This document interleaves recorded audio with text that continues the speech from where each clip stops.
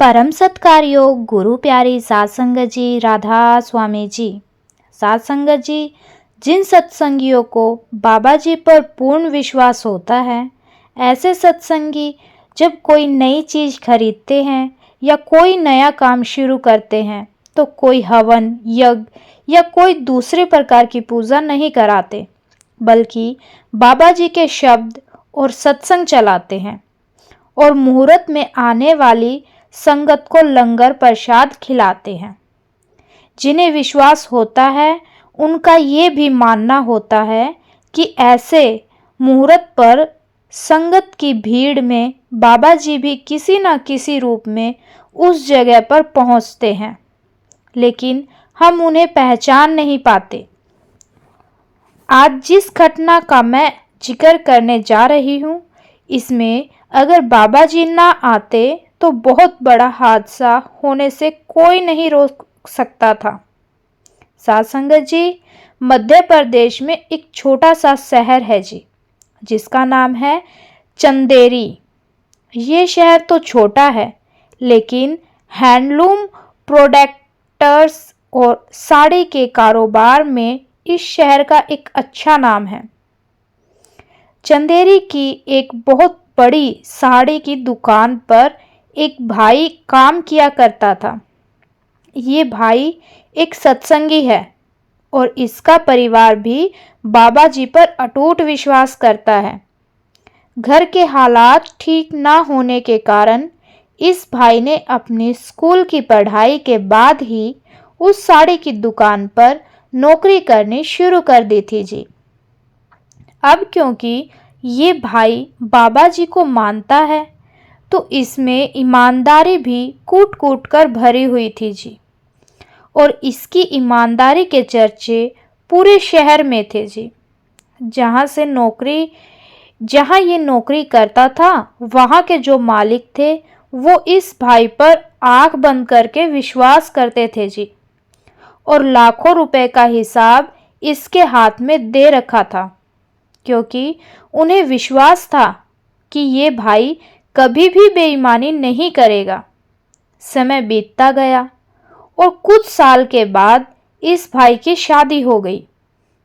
शादी भी एक सत्संगी परिवार में हुई और इसकी पत्नी पहले से ही बाबा जी से जुड़ी हुई थी। जहाँ ये भाई नौकरी करता था, वहाँ एक सेल्स गर्ल की ज़रूरत थी, क्योंकि वो एक साड़ी की दुकान थी, तो वहाँ साड़ी बेचने के लिए पहले से ही बहुत सारी लड़कियां काम करती थी और अब उन्हें 2 से 3 और सेल्स गर्ल की ज़रूरत थी। तो इस भाई ने अपने मालिक से बात करके अपनी पत्नी को उसी दुकान पर लगवा दिया। दोनों पति पत्नी दिन रात मेहनत करते और मालिक भी दोनों के काम और ईमानदारी से खुश होते और सैलरी के अलावा अच्छा खासा बोनस भी हर महीने इन्हें दे देते थे। इसी तरह से कई साल बीत गए और इस भाई और इसकी पत्नी ने थोड़ा थोड़ा करके बहुत सारा पैसा भी जोड़ लिया था। इस भाई ने एक सरकारी योजना में अपने पैसे को लगाया था और जब योजना ख़त्म हुई तो इस भाई को बहुत सारे पैसे का फ़ायदा हो गया।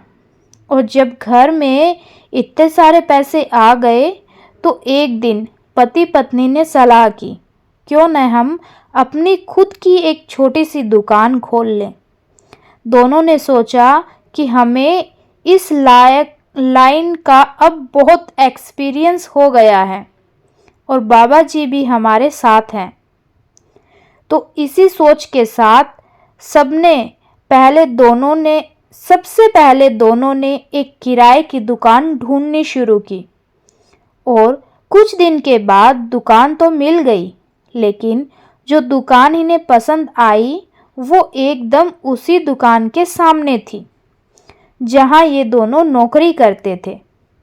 जब दुकान फाइनल हो गई तो इन दोनों ने अपने मालिक से नौकरी छोड़ने की बात की। ये सुनकर मालिक घबरा गए, क्योंकि इन दोनों की वजह से उस साड़ी की दुकान पर आधे से ज़्यादा काम संभल रहा था और ग्राहक भी इन्हीं से सामान खरीदना पसंद करते थे। जब कभी ये छुट्टी पर होते तो बहुत सारे ग्राहक ये कहकर दुकान से खाली लौट जाते कि जब वो आएंगे तो हम सामान खरीदने फिर से आ जाएंगे। कहने का मतलब है कि उस साड़ी की दुकानदारी इन दोनों पति पत्नियों के कंधों पर ही चल रही थी।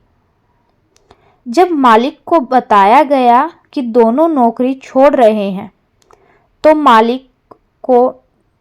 मालिकों ने इन्हें बहुत ज़्यादा समझाया, इनकी सैलरी बढ़ाने की भी बात की, लेकिन क्योंकि यह अब डिसीजन ले चुके थे कि इन्हें खुद की दुकान ही खोलनी है, तो ये दोनों मालिकों के लाख समझाने पर भी नहीं माने।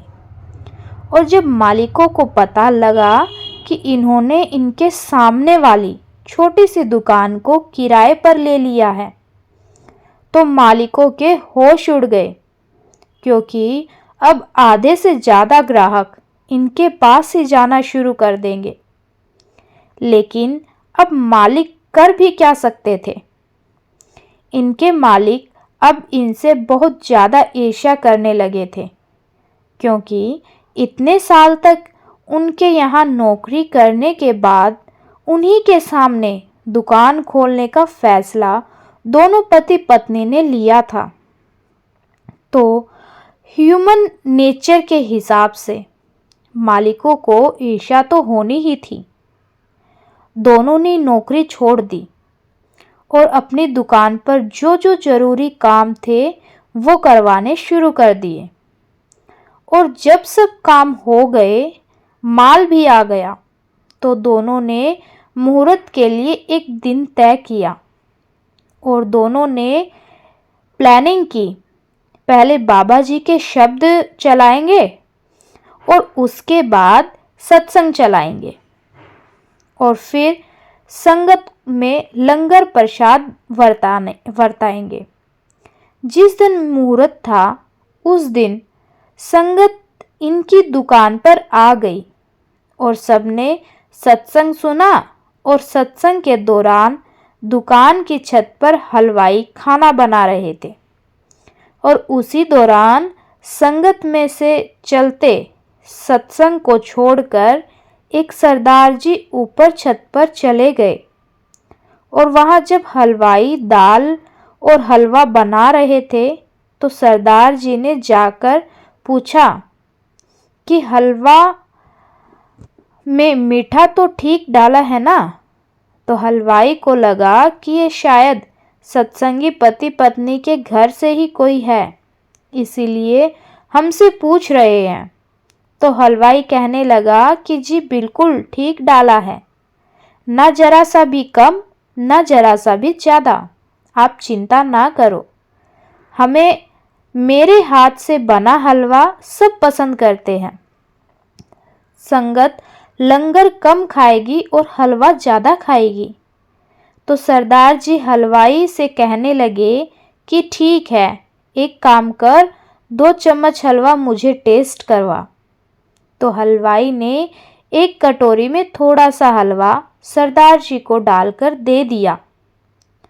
हलवा खाते ही सरदार जी कहने लगे कि भाई तू तो कह रहा था कि हलवा मीठा बना है, लेकिन ये तो एकदम कड़वा है, इतना कड़वा जैसे इसमें जहर मिला हो। हलवाई ने हैरानी से कहा कि सरदार जी ये आप कैसी बात कर रहे हैं? मैं इस शहर में सालों से ये काम कर रहा हूँ और आप कह रहे हैं कि मैंने इसमें जहर मिला दिया है। तो सरदार जी कहने लगे कि भाई तूने नहीं मिलाया, लेकिन किसी ने तो गड़बड़ की है। हलवाई ने कहा कि आप रुकिए, मैं भी 1 चम्मच टेस्ट करता हूँ। जैसे ही हलवाई हलवा खाने लगा, सरदार जी ने उसको रोक दिया और हलवा उससे छीन लिया और कहा कि बेटा इस हलवे को ढक कर रख दो और इसको संगत में नहीं बरताना। और मुहूर्त हो जाने के बाद इस सारे के सारे हलवे को मिट्टी में दबा देना। और जब सब चले जाएं तो दुकान के पास लगे सीसीटीवी कैमरे में देखना है कि किसने जहर मिलाया है। हलवाई कहने लगा कि लेकिन फिर संगत को मैं क्या दूंगा? इतनी जल्दी इतना सारा हलवा मैं कैसे बनाऊंगा? और बनाने के लिए सामान भी खत्म हो चुका है। सरदार जी ने कहा कि तू एक काम कर, इस बाजार के बाहर अपने 2 आदमियों को भेज और वहाँ मेरी गाड़ी खड़ी है, उसमें हलवे का बहुत बड़ा पतीला है, तू वो मंगवा ले। तो हलवाई ने फिर से हैरानी से पूछा कि लेकिन आप हो कौन और इतना सारा हलवा आप किस लिए लाए थे? तो सरदार जी कहने लगे कि ये मेरे बच्चों की दुकान है और मुझे लगा कि हलवा कहीं कम ना पड़ जाए, इसीलिए मैं पहले से ही हलवा लेकर आया था। तो वहाँ किसी को भेज और मंगवा ले। इतना कहकर सरदार जी वहाँ से चले गए और हलवाई ने सरदार जी के कहे अनुसार उनकी गाड़ी से हलवा मंगवा लिया। संगत ने लंगर खाया, हलवा भी खाया और सब अपने अपने घर चले गए। जब ये दोनों पति पत्नी हलवाई के पैसे देने के लिए छत पर हलवाई से मिले तो इन्होंने देखा कि बहुत बड़े पतीले में हलवा बचा हुआ है। तो दोनों कहने लगे कि आप इस हलवे को छोटी छोटी प्लेट में डाल दो और हम इस हलवे को बाहर आने जाने वाले लोगों में बांट देते हैं। तो हलवाई कहने लगा कि जी, लेकिन इसमें जहर मिला हुआ है। ये सुनते ही पति पत्नी बड़े ही हैरान हो गए और पूछने लगे कि ये आप क्या कह रहे हैं? हलवाई ने सरदार जी वाली सारी बात बता दी और कहा कि मुझे कुछ नहीं पता वो कौन थे, लेकिन वो कह रहे थे कि उस सामने लगे सीसीटीवी में सब रिकॉर्ड हो चुका है। पति पत्नी सबसे पहले तो बाजार के बाहर बनी मार्केट की तरफ दौड़े जहां उन सरदार जी की गाड़ी खड़ी थी, लेकिन अब वहां ना तो कोई सरदार जी थे और ना उनकी गाड़ी। पति पत्नी वापस लौट आए और पड़ोस वाली दुकान पर जाकर सीसीटीवी देखने की बात की।